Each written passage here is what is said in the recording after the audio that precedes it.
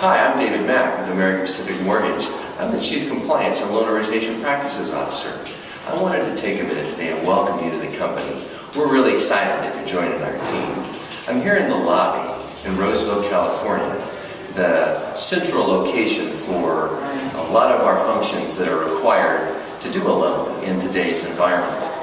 My goal with you today is to talk about and discuss the different points along the way of the loan assembly line that are required to take a loan from start to finish here at American Pacific. What better place to start than right here at one of our production branches? I'm in the lobby of Big Valley Mortgage with our receptionist Molly. Big Valley is one of our many branches around the West Coast, and what goes on here is the origination and processing of loans. A loan officer's job is to prospect and develop leads that turn into loans. And one of the most important things a loan officer will do is structure that deal. They need to assess a borrower's financial qualifications and line those up with the financing options that are offered. Once a loan officer has done that, they will take and transfer all of that information over to their processing staff. The processor's job is to take and validate the structure of the loan and backfill that package with all of the required items that today's loan industry is seeking. As you can tell, I've left the Big Valley Mortgage lobby, and for the rest of our time together, I'm going to speak to you from my office here. When a loan leaves processing and finds its way to underwriting, it has to make a couple of stops along the way. First is registration. The registration team takes that loan package and make sure that most of the I's are dotted and the T's are crossed, and the things that are required for evaluation are included in the file. The second thing that's going to happen is called a compliance check. Very quickly, one of the compliance department individuals will look to validate that the disclosures that are required were prepared correctly, and delivered to the borrower in the right amount of time. Once those first two stops are out of the way, the loan proceeds into underwriting. Now, underwriting is a very specialized area, and the underwriter themselves has the authority to approve or decline the loan. It's a very important role, and that's where the ultimate decision is made if the loan is going to move forward or if it's not going to work. Since it's such a large task and there's so many things that need to be verified and analyzed, underwriters also have junior underwriters that work with them to accomplish all that needs to be done.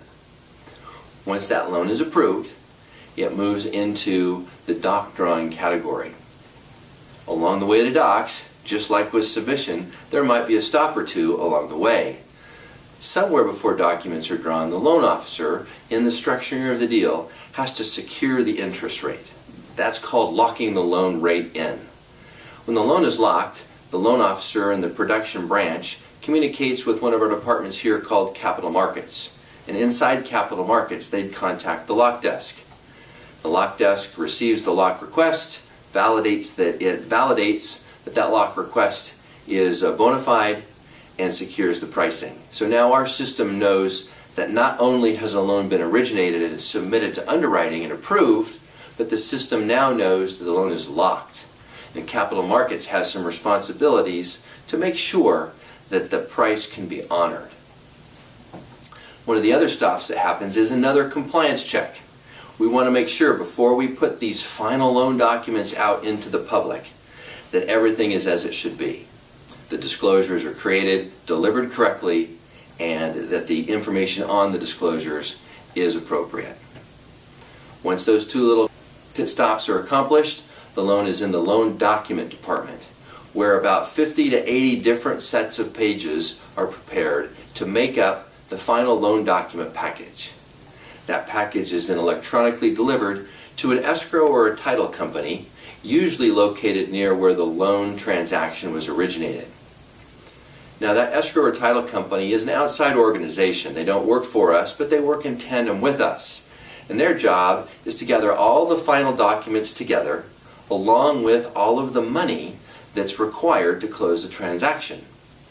The escrow officer meets with the borrowers. They go over the loan package that we have prepared and sent to them, and all of the documents are signed by the borrowers. Once that package is complete, and escrow has completed several other tasks that they must do, they send that entire package back to American Pacific Mortgage.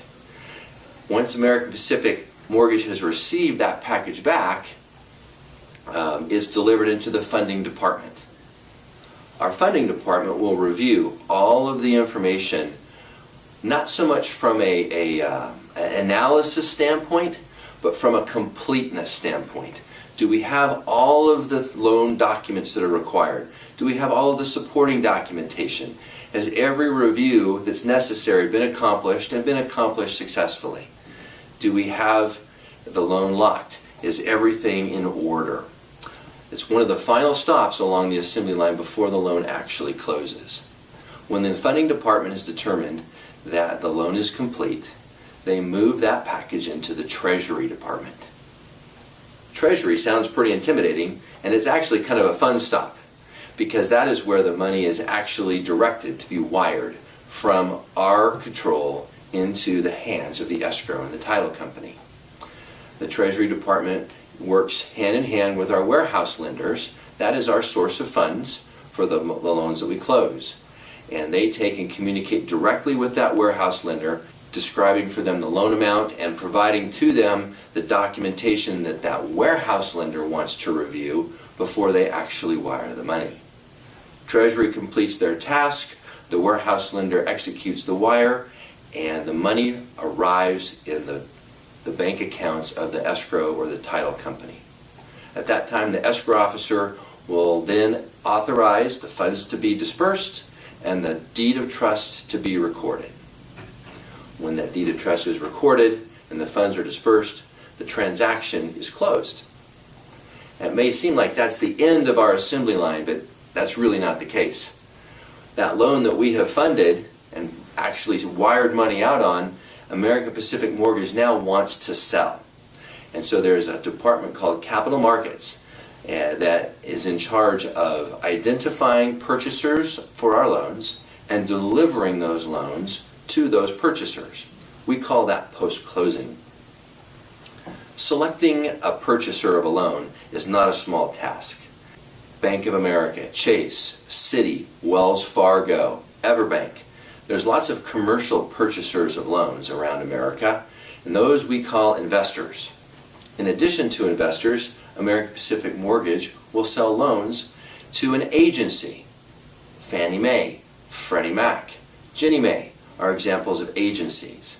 And American Pacific Mortgage delivers loans to all types of investors and the agencies. Once the loan has been purchased, the money that we took from our warehouse lenders to make that loan is returned to them, and that loan will be placed in a permanent position of repayment. We call that servicing. So servicing we do here at American Pacific, as well as servicing that we sell to other outside organizations. And so now that the loan is placed in that final servicing component, we're nearing the end of our assembly line of the life of a loan. That servicing agent, whether it be ourselves or an outside service provider, will house and monitor that loan for the rest of the life of that loan. Could be up to 30 or 40 years. Ultimately, when the loan is paid off in full, the servicing agent acknowledges that and the loan is reconveyed. And that would mark the end of the life of a loan. Thanks again for spending time with me today, and I hope to see you again personally soon.